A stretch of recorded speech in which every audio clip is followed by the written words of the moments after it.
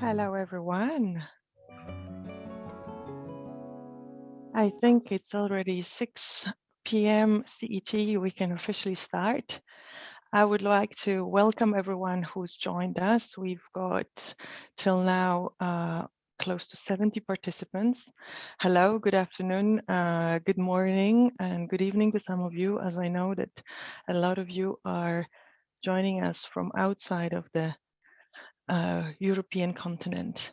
It is my great pleasure to welcome everyone at this special webinar. It is officially the International LPLA Awareness Day. It's been initiated by our colleagues across the pond in the US, the Family Heart Foundation, but very swiftly, very quickly picked up by the advocacy community around the world. And there's been quite a lot of noise today on social media, everyone tuning in and making sure that we talk about LPLA and raise awareness. I am delighted to be joined today by wonderful speakers, both medical and scientific experts, who will help us understand more about this important cardiovascular risk factor and share with us their so-called patient journeys, their lives, the experience of living with elevated LPLA. I'm hoping now that you can see my slides. You will never know what really happens when we're using the virtual technology. So if someone could just give me a nod to make sure that you can see the housekeeping rules. With that, ladies and gentlemen, I just wanted to share that the webinar is interpreted into German. So for anyone who is joining us, I will maybe quickly say it in German. Dieses Webinar ist heute ins Deutsch übersetzt. Wenn wir jemanden aus Deutschland oder deutschsprachige Leute haben, dann bitte, dann können Sie vielleicht Deutsch unten auf dem Screen wählen als Ihre Sprache. Without further ado, I just wanted to let you know that this particular webinar is being recorded and streamed live on Facebook. You can submit your questions through the Q&A option at the bottom of your screens. In addition, it's being recorded, so we will be able to distribute it after the webinar. I'm delighted to welcome today with us Professor Børge Nordesgaard from Denmark, who is one of the international leading experts in elevated LPLA and inherited dyslipidemias. He is extremely keen to raise awareness among population and medical community. And for that, he's been recognized recently, as you might know, by the European Atherosclerosis Society with a prestigious award. Also on the panel today with us is Annelies Doel. She is a patient representative and LPLA ambassador joining from the Netherlands. She's also since recently a trustee of FH Europe. We have John Paul Corey, originally from Ireland, but joining us tonight from the UK, a very, very active international LPLA ambassador. Delighted to have you here. Last but not least, we have Janine Shipton joining us from Switzerland. She is co-leading the Swiss FH patient organization, and she will be as well sharing her experience living with LPLA. A true pleasure to have you all. I would like to start with Professor Børge Nordesgaard, who will help us understand more about elevated LPLA. Professor, over to you. I'll stop sharing and the screen is yours. Thank you so much, Magda, for this very kind introduction. And thank you to everybody for coming and listening to this talk of mine. I will start with where I'm employed. So I'm employed at University of Copenhagen. That's a very old university in Copenhagen, Denmark. And then I'm daily working at this Copenhagen University Hospital. It's the biggest acute hospital in the Copenhagen area. I will try to explain to you something about lipoprotein little a, what it is, something about which diseases it leads to, maybe something about the mechanism, what we know, how you diagnose it, and also something about if you have high elevated levels, how can you treat it. And I usually like to show that I have a real big conflict of interest, namely that I'm paid by the Danish taxpayer. So they pay my wage, they pay my education, they pay all my research. So I usually try to say what's good for the common person living in my country. I would think would be about the same for those living in your countries. So here's a picture of what's called lipoprotein little a. So it's really this round particle. It's a lot of different fats, and it has some triglycerides in it, shown here as TG, and some cholesterol here shown as CE. And it's really like what many people know, like an LDL-like particle. But then this lipoprotein, you can say it's a fat particle that it's the way you keep fat in the blood. You need to have it in a particle so it can be transported around the blood to different cells. And this particular fat particle, or lipoprotein, has this extra apolipoprotein on top of it. It has all these crinkle structures. And all these many crinkle structures, they actually got the name from a pastry we've been making in Denmark for centuries. It's called a crinkle when you go into a Danish pastry. So that's where the name comes from, all these crinkles. These crinkles have homology with some proteins that are important for blood clotting or making blood clots go away, so-called fibrinolysis. There's particularly this version here, something called crinkle 4 type 2, that you can have from 2 to more than 40 different versions. I think very important, I like to explain this, that lipoprotein little a has actually developed twice in evolution. So curiously, the European hedgehog has one version of it. And then another version developed much later in evolution, which is found in some apes, monkeys, and then in humans. So when something developed twice in evolution, you would think normally it might have some beneficial effect. Otherwise, it would not be there, particularly when it developed twice. So you would think that it would increase survival some way or the other. There's some old suggestion by some Nobel Prize winners from the United States that it could maybe lead to wound healing and stop bleeding. So if you bleed in some way or the other, maybe it stops bleeding. And of course, then when you live to a long age, then maybe it could be bad for you. Well, I'll come back to that. So something just a little bit about the historical development. What do we know scientifically?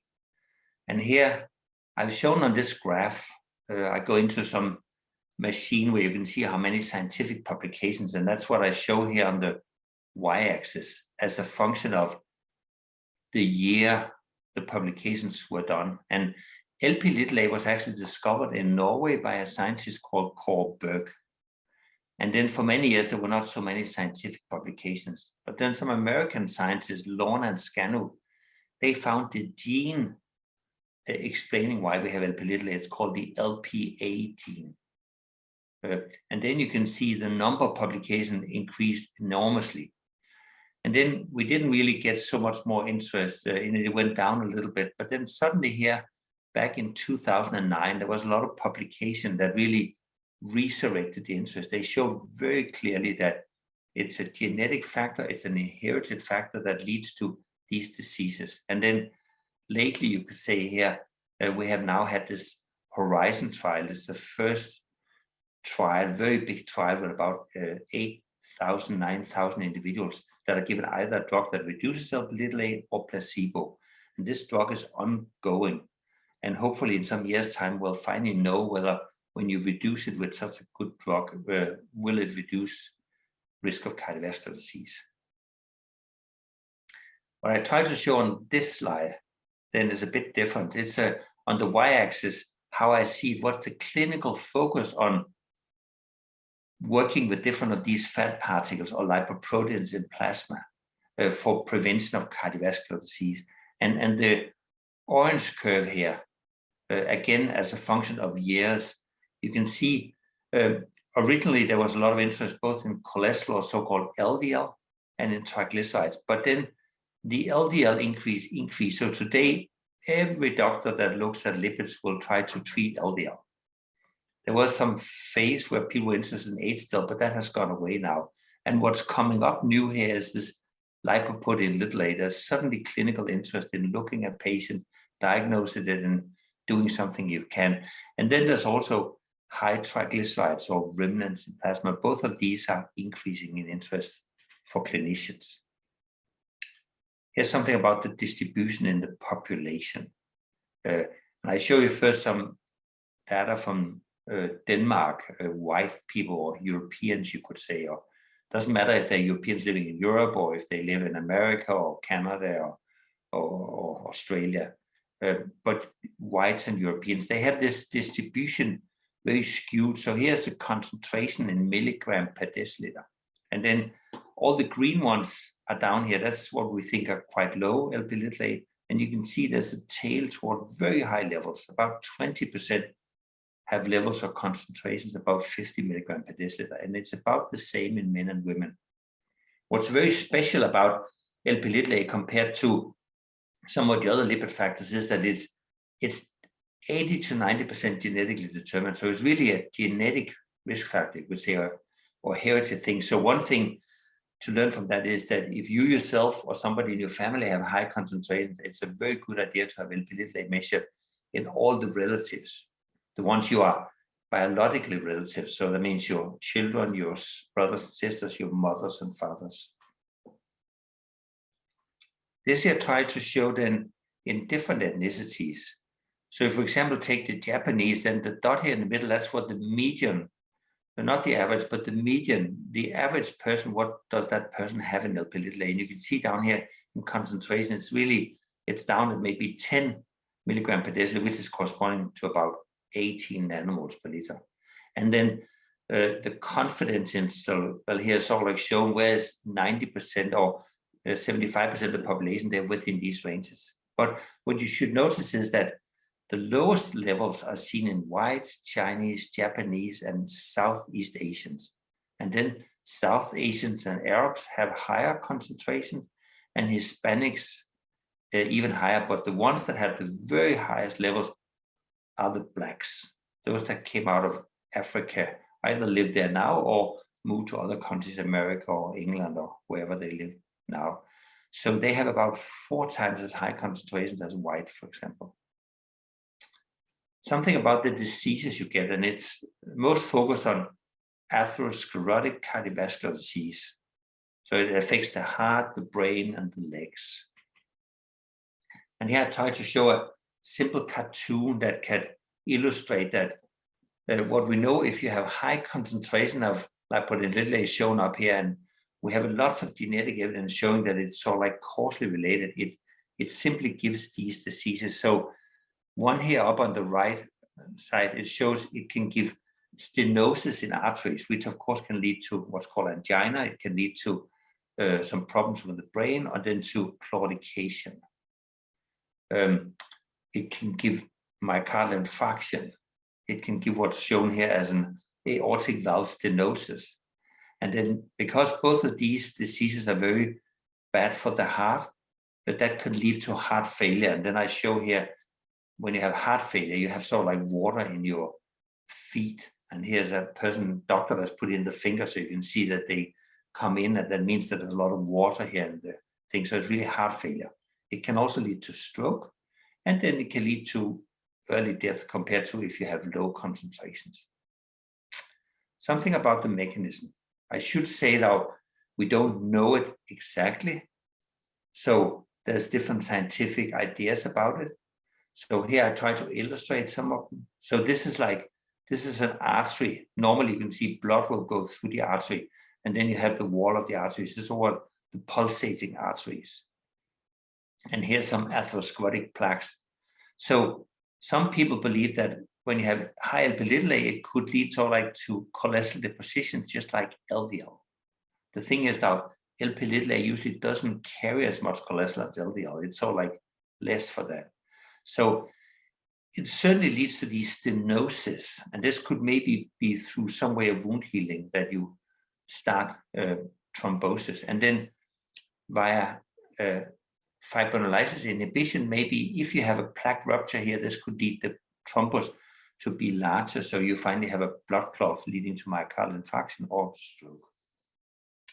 It's a very simple way that, in my mind, I try to show this is what we know over here, and this is what I think could be the physiological explanation behind it. So if you have a high lipoprotein little a, which means you have a high concentration, but also low number of these crinkle 4 type 2, it's like if you have low number of these, that means this protein here is very small, you have high concentrations. But if this protein is very big all the way up here, then you have low concentrations of Lp(a). So through thrombosis, I think it makes sense that it could lead to these aortic valve stenosis, these stenosis in the arteries, or to myocardial infarction. So if thrombosis is important and this wound healing is important, then in physiology, you can imagine that if you are very good at wound healing through thrombosis, then maybe during childbirth. So without modern medicine, that's where most people die. It's when the mother have a child, either the child dies or the mother child. So this could be very important for survival here. It could also be for some infectious disease where you bleed, or certainly from injury during war or something like that. How to measure it? Well, it's just a blood sample like any other blood sample, and it's very simple to measure. It's not complicated at all. So it's just like measuring cholesterol, really. It's the same, or like sodium or potassium. Here's something that I think is important that we all should work for in the future, that it should be offered by all laboratories. In some countries, only a few laboratories because there's not such a big demand. But if we make people understand that everybody should have measured Lp(a), then more and more laboratories will take it up. So it's easy to do. So like in my laboratory, because we do research, I measure about 10,000 Lp(a) a year. So that's a lot. You should be aware that it can either be given in this here milligram per deciliter or nanomoles per liter. Both of them are fine, because if it's very high, you know it's high. Some guidelines say that you should measure it once if there's very high cardiovascular risk, but there's some new guidelines that say let's measure it in everybody once in a lifetime. And I'm a strong believer this is the way we should go forward. So here's illustrated on the time axis. Again, I showed you before when it was discovered and when the gene was discovered. And it was only in 2010, first time, some guideline, it was a European Atherosclerosis Society, said let's screen for high Lp(a) in those at high risk. And here's some later European guidelines, US and India have said let's do it. This is like in 2020. But the really new thing is that the latest European guideline on dyslipidemia in 2019 said let's screen Lp(a) once in everybody. This was followed by guidelines in India, and also now in 2021 in Canada. Familial hypercholesterolemia, here Lp(a) is very important. So normally familial hypercholesterolemia is like you have mutations in 3 different genes. It can be the so-called LDL receptor. This is the receptor on liver cells that interact with LDL particles. Or ApoB, which is the protein that makes this interaction happen. Or PCSK9, which is something that makes LDL receptor recircle. So if you have mutations here, you'll have a liver with only 50% functional LDL receptors, and then you have much higher LDL in plasma. Here, the distribution of the normal mutations. This will lead to early atherosclerosis and then myocardial infarction and IgA pectoris. When you do clinically, when somebody have FH, you can diagnose it clinically. That's what we've been doing all along. But then we realized there was these LDL receptor mutation that sort of like started here in 1980s. And ApoB mutation was realized in a bit after year 2000. And then PCSK9 mutations could also explain there. But now we also understand that 25% of all of those that get a clinical FH diagnosis actually have it because they have high Lp(a). And more importantly, if you have familial hypercholesterolemia and at the same time high Lp(a), you have the very highest risk of heart attacks.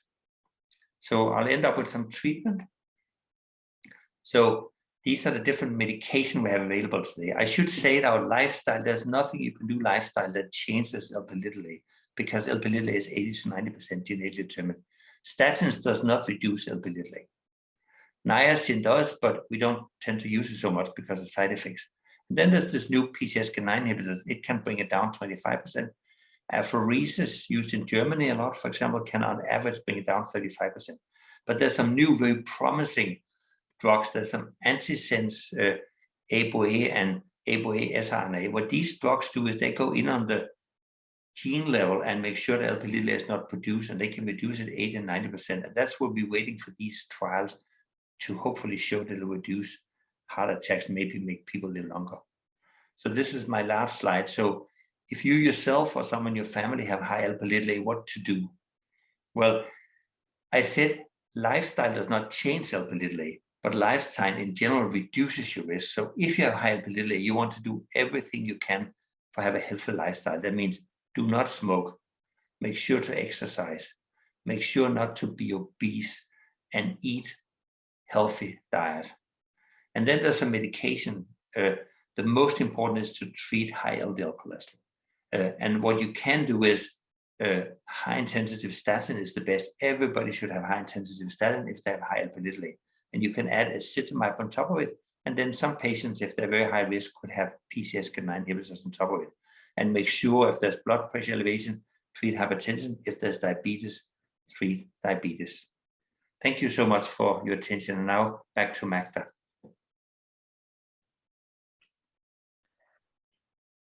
Thank you so much for this very detailed overview. Professor, you have used some of the terms, and I'm just thinking for all those people who are joining us for the first time, maybe some patients, especially if they're non-English speakers, you've used terms like myocardial infarction and stenosis. Can you explain in plain lay terms what you mean? Yeah, I apologize for that. So myocardial infarction is just a heart attack. So it's an infarct, something dies of the myocardium, which is the heart. So it's a heart attack. So it's blatant. And stenosis means also it's really like if there's a lot of calcium in your water and you have some sort of water pipes, then they will usually stenose, they will clot because of the calcium will be on the inside of the water pipes. And exactly the same that happens when you have arteries. Then if you have a lot of cholesterol and lipids, then you get a stenosis and then you can't get as much blood flow as you usually would. The same like calcium in the water pipe will prevent water from coming out. Thank you so much. I think we've had the condition explained from a medical perspective, but there is probably nothing better to hear directly from people who live with the condition and to learn from them how their so-called patient journey started, how they were first diagnosed, and as a result of what. And I guess their testimonies will be a confirmation that we all as a community need to advocate for Lp(a) testing, and you have demonstrated very clearly how important it is to be tested at least once in a lifetime. And I am delighted to be joined today by Annelies, who will start with her story, followed by JP, John Paul, and then with Janine. Each of you has got a different story to tell.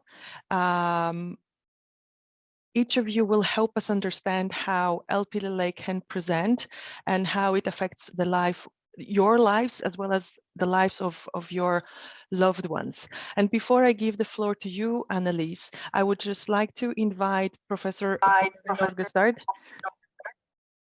to have a look at the Q&A section, because there have been already questions coming in, and they are coming from our medical I should say participants. And in the meantime, if anyone else has got questions, please pop them in the Q&A section. Over to you, Annelies.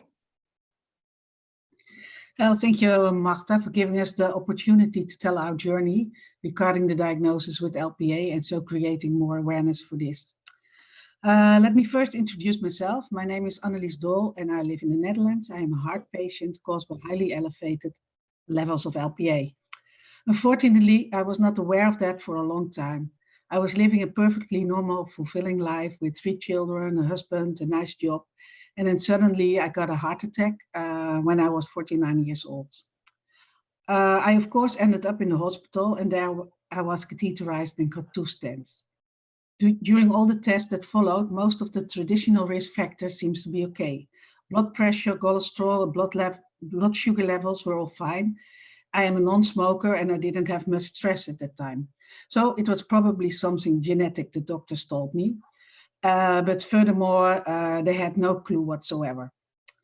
6 months later, one of my coronary arteries was almost fully blocked again. So this was caused by inflammation. I got another stent and the levels of statins were doubled. A few months later, again, I needed another stent because of an inflammation. And a year later, it happened again. It was my 5th stent. It really made me very insecure and it impacted my life a lot. I had to call ill all the time at work. It impacted my family life, my social life. It was really difficult to live with. From an active, healthy person, I had become a serious heart patient. Well, in the time that followed, I developed an intolerance to the statins and became very ill, both physically and mentally. And therefore, I was prescribed the Repatha injections, but they didn't have enough impact on my cholesterol levels. Due to this, my cardiologist referred me to a vascular internist who was also a scientific researcher and professor on this subject. This was 2.5 years after my heart attack and 5 stents later. Well, this doctor also tested my LPA levels. It was tested so for the first time then, and it was discovered that it was very high. He told me that it was something genetic and that there were no medical treatments available yet. He further explained to me what LPA was and how it worked. For me, this was really a revelation. I felt so relieved I finally knew what was the cause of all my problems. He told me to keep at least my cholesterol levels as low as possible and advised to manage all other risk factors as much as possible. He also asked me to join a trial for a new medication to lower the LPA levels. I joined this trial in July 2020. I think I was really lucky. I was referred accidentally to an experienced doctor on this subject. I think that in my country, not many cardiologists are fully aware of LPA and its risks. At least mine was not. I needed to explain to her what it was all about and what harm it could do.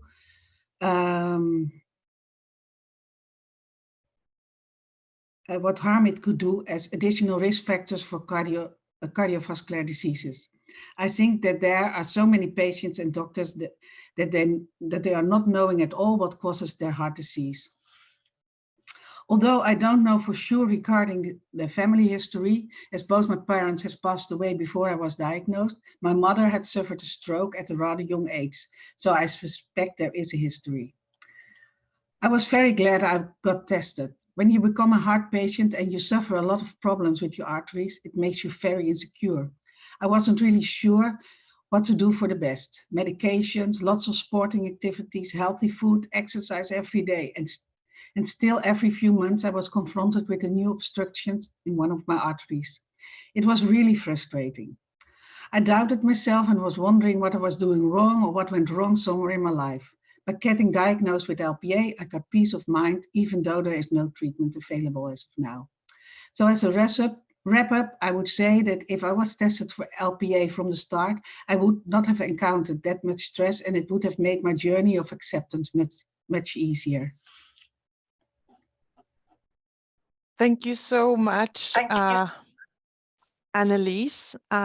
We've started with your very, very dramatic story because you shared with us that you went through 5 stents and a very unfortunate journey when there was little knowledge among the physicians who were looking after you. But in the end, what really was important, getting the right diagnosis and learning how to manage the condition and living with that. I will be very keen for you to, at the end of our webinar, share your personal call to action to everyone who is on this call, because we have 120 people. So I think combining a call to action with personal story and a very clear presentation by Professor Norgersgaard will leave a lasting impression on everyone. With that, I would like to move to JP now. JP, your story is to a certain extent similar, and then a little bit different, but you will tell us exactly what happened. Yeah, hopefully. Hello, everyone. Good afternoon, good evening, good morning, wherever you are in the world. Our topic today is a global one, and it's wonderful that we get a chance to unite today to raise awareness around the topic of Lp(a). So thank you for this opportunity to share the valuable insights and experiences with you. And I do encourage people to be active in the chat and to ask questions. And thanks also to those who've made the event happen, because there's a lot of work's going on behind the scenes for that. So that's all my thank yous done. So my story, in my late 40s, I had a mild, very localized discomfort in my chest, and it was just becoming a bit more noticeable. I could put my finger on it, it was just there. And it wasn't going away, so I decided to get it checked out. There was a history of cardiac disease. I'm from Ireland. Originally, I live in the UK now. To die of heart attack or to have a stroke in Ireland was not an unusual way to shuffle off this mortal coil. But there was a history of young within our family. So I was always kind of wary that might be in store for me. So I remained active.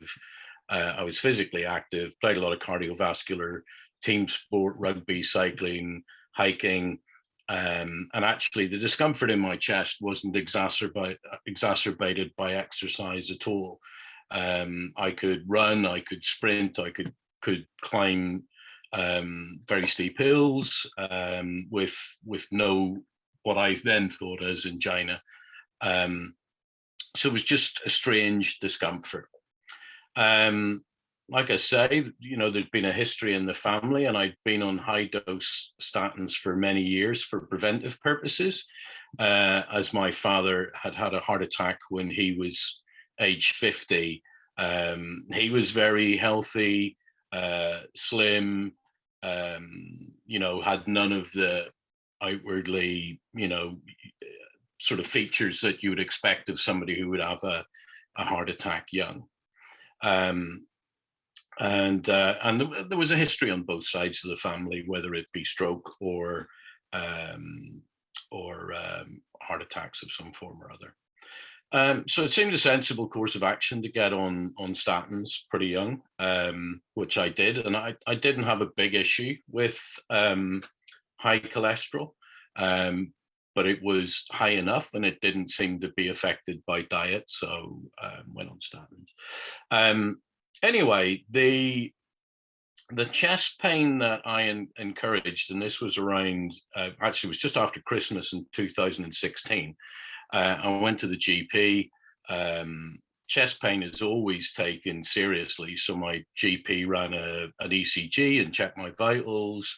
These were all normal.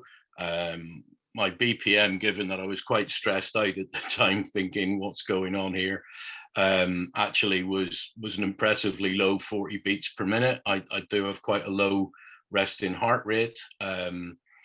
Anyway, so the discomfort continued over the next few months. I'd had several appointments, including with a cardiac nurse specialist, who concluded that I must have pulled a muscle in the gym. This didn't make any sense to me. I had gone to the gym, but it just didn't feel like a pulled muscle. Really, where this all then started for me is there was a standard questionnaire come out to ask about my experience of the appointment. I filled that standard questionnaire in, and I noted that I didn't feel like I'd been listened to. And I noted on there that I felt like I was being reviewed against some sort of broad category rather than as an individual, which seemed incorrect to me in this instance. So, that was just one of those things where I decided, I don't feel right, so I'm going to stick with it here a bit. I was a little surprised that that feedback was followed up and a further appointment was made, which led to what they call a CT angiogram. So it's sort of like where you pass through those tunnel machines that take an image. And this is 16 weeks after I had the discomfort that caused me to go to the doctor. But really, that was the start of when my LPA journey of discovery really began. The scan quickly identified that there was a problem. The nurse phoned me back and went, "You were right, sorry." And that led to a spate of further tests, which culminated in a coronary angiogram 30 weeks after my initial ECG at the GP surgery. I went in for that on the 19th of July, 2017. They go in through your wrist, they put a wire up into your heart. You're awake through all of this. It's really interesting and fascinating, or it is for me anyway. Cardiologist was in there a matter of seconds and said, "Do you know how lucky you are?" I went, "No." "Tell me." I said, "I'm Irish. We're supposed to have a bit of luck, apparently." He said, "Your right coronary artery is 99% blocked." He said, "You should be dead. I don't understand how you haven't had a heart attack." So anyway, he inserted 3 long stents there and then. And when he put the third one in, the pain went, or the discomfort went. It was when I came out of that, he basically said, "Look, there's something really highly unusual going on here." And that I was a very, very near miss. So he arranged for another angiogram for my left coronary artery after that. That took a few months, and in the meantime took some blood tests. As he went in and had a look at the left coronary artery, he spotted that was lagged all the way through. It wasn't possible to stent it. He said if I had to stent that, I'd have to put a piece of pipe in, which would have been no good at all. So I ended up having a heart bypass on the left, and this is at the age of 49. In between times, the blood tests were coming back, and they sent me to a lipidologist. And the one weird thing that came up was elevated Lp(a). So having been referred to that, I started to research. The lipidologist appointment took a further 16 weeks after receiving the results. So I had a reasonable amount of knowledge about the challenges ahead of me from my own research at this stage. I knew that no treatment existed and that my lifestyle, diet, or exercise wouldn't mitigate Lp(a). Nevertheless, it would be smart to manage all the other cardiac risks factors, which I had been doing anyway. I was put on PCSK9, which was mentioned earlier in the call, and I saw a nutritionist. I knew enough to have a meaningful discussion with a lipid consultant about managing my LPA through apheresis. Apheresis is like, it looks like renal dialysis, where you have your blood taken out and cleaned, and the approval process for apheresis was initiated. It took almost 12 months from presenting to get the LPI diagnosis, and then it took a further year to get on the apheresis treatment, which I've been on for a reasonable while now. I've just passed treatment number 56, I think. But really, that's how my LPA is controlled. I have a perfectly normal lifestyle. I'm busy, I'm active, I love life. Everything is great, apart from the fact that I'm waiting on the Horizon trial to do its thing and hopefully bring in a viable treatment. And in the meantime, I have an oil change every 2 weeks to keep me on the planet, which isn't that great a hardship if you get your head around it. So, yeah, I don't know, Magda, is that enough? Have I rambled on too long? You've been just perfect, spot on time. Thank you so much. I think it's extremely important to add as well that you've been an active advocate fighting for treatment that helped you stay, as you said, on this planet, and that's back to advocacy groups, Heart UK specifically, that really facilitated access to treatment, which was not otherwise would not have been possible. Thank you so much for sharing that, because this is just demonstrating how much we as a community need to fight for the right diagnosis and access to treatment. And your story demonstrates how much you've been listening to your own body and how you were questioning some of the medical decisions. And I think it's important that we are educated and literate enough as patients to have conversations that might be at times challenging with the medical community, knowing that the awareness of Lp(a) is still very, very low. Yeah. If I may just do a quick shout out on the point of Heart UK, if it wasn't for Jules Payne, who's the chairwoman of Heart UK, I don't know when I would have got on the treatment. This little monster over my shoulder, which is like LPA sneaking up on me silently. So Heart UK have been massive in facilitating my pathway to the right management of the condition. So thanks for giving me the opportunity to mention that, and to thank Jules. Absolutely, of course. JP, thank you so much.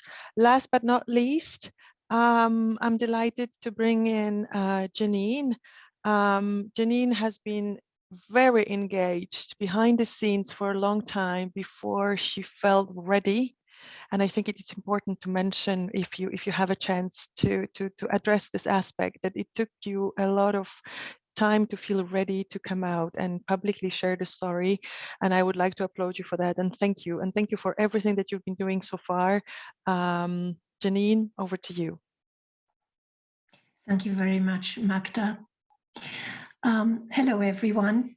Thank you for giving me the opportunity to share my story with you. In contrast to Annelies and Jean-Paul, I did receive an early warning, but I didn't recognize it at the time. At the age of 47, by sheer chance, a doctor realized that I had developed slight atherosclerosis. At that time, almost 20 years ago, not many people knew about Lp(a).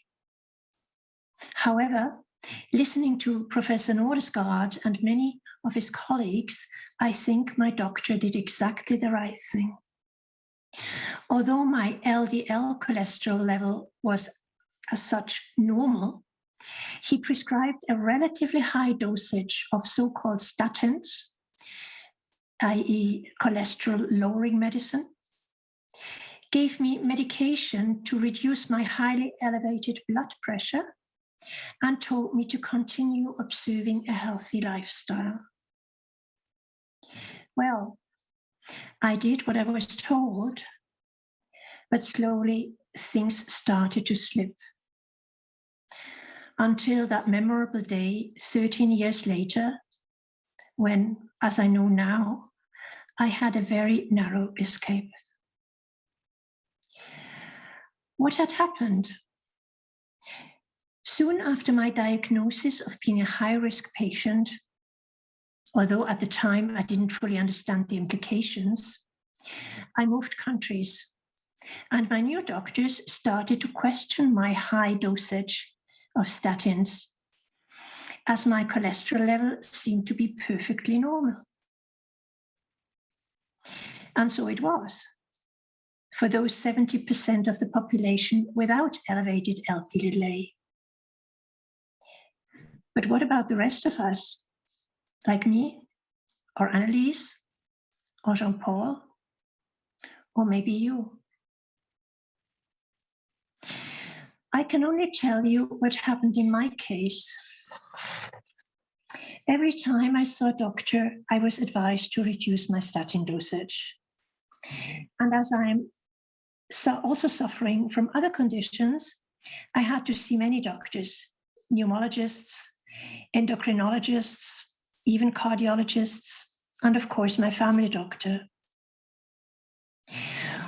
Of course, you believe your doctors, and as such, I was quite happy to reduce at least some of my medication, with the result that after a while, I only took half of the statin dosage initially prescribed for my genetically based condition of elevated Lp(a). It took another 13 years for my coronary arteries to clog up completely. Actually, last week, I looked at the old pictures again with my lipid specialist, who now takes care of me. And I wondered how, with those 4 completely fragmented arteries, I had been able to survive that long at all. Then I was shown the pictures of my 4 bypasses, taken a couple of weeks ago. After 4.5 years, they are still in perfect condition, hopefully to last another lifetime. Although we have heard that medication to lower this damaging lipoprotein called Lp(a) is not available yet, I would like to show you with my story that managing your other health risks, and particularly lowering your LDL cholesterol to an extremely low level, can prevent early cardiovascular incidents and even death. However, as long as you don't know that you are at risk, you can't minimize it. And one day, you get hit, just like Annelies, Jean-Paul, and I did. This is why we support wide Lp(a) testing. It is only a little blood test, and it is only needed once in a lifetime, as the Lp(a) level doesn't normally change. Knowing can save lives, yours and those of your family members, as high Lp(a) is inherited.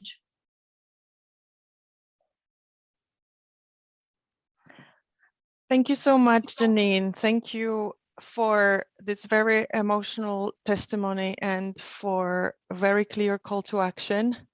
I am so grateful to everyone who came to join us as a participant as well as panelist and shared stories that until very recently haven't been heard.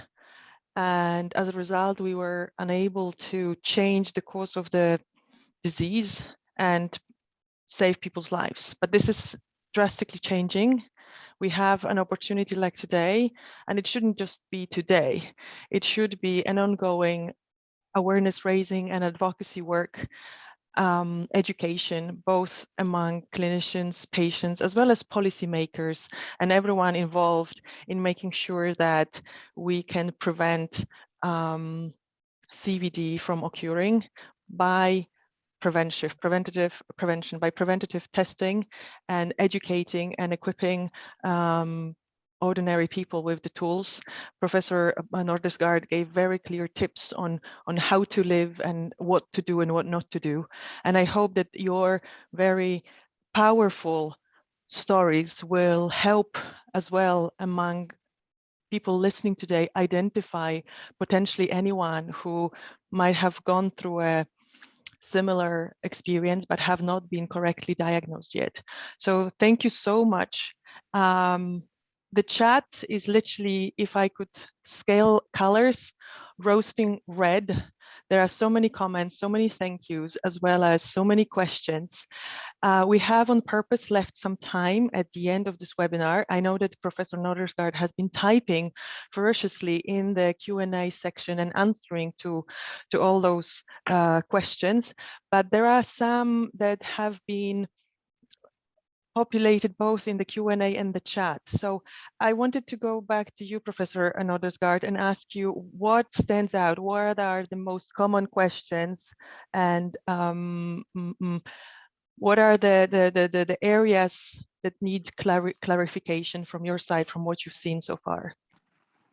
Well, I'm not sure that I have seen all the things. I'll try to respond to some of them, but certainly there's some questions about is there other ways that we can treat people with high Lp(a), and I mean, there's some other evidence in the literature, you know, estrogen, the postmenopausal women, aspirin, but the evidence scientifically is not good enough, so don't use it. I mean, what you want to do is to give high intensity statin. That's by far where we can be sure. And why is that so? That's certainly because the evidence, scientific evidence for giving high intensity statins to patients at high risk of cardiovascular disease is enormously. I don't know anybody in anything in medical history that has been shown better than if you give a high intensity statin to patients at high risk of cardiovascular disease,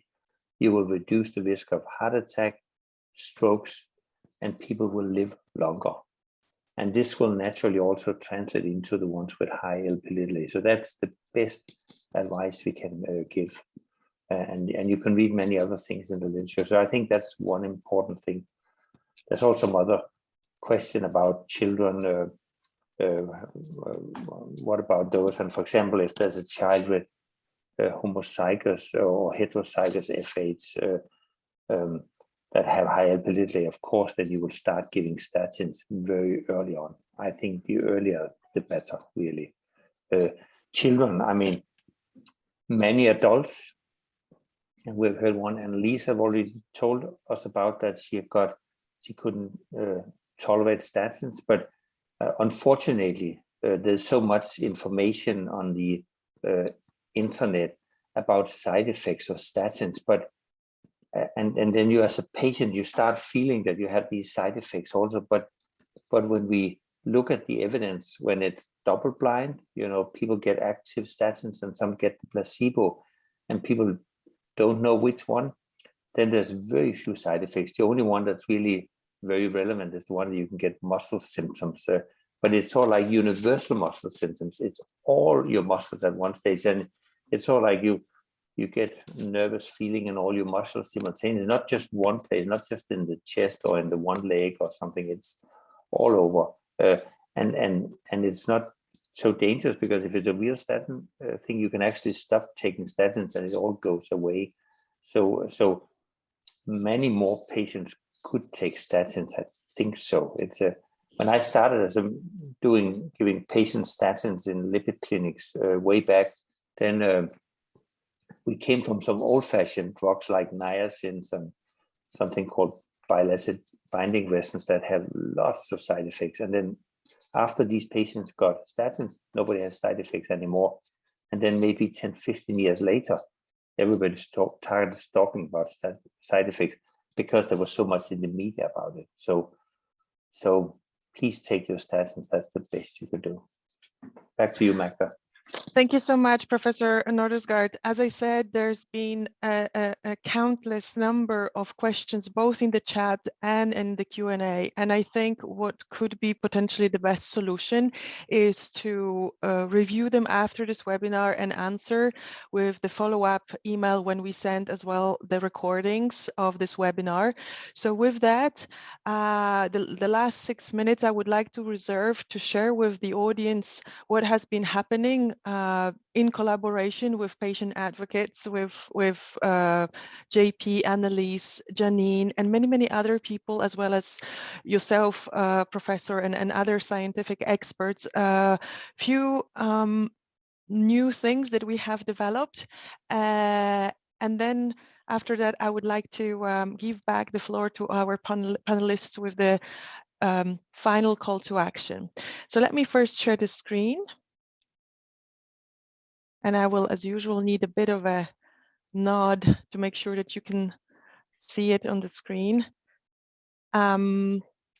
I am delighted to share with everyone that over the past few months, together with this team and few other people who are not here in person today, we have developed a brochure, a support material for people living with elevated lipoprotein A.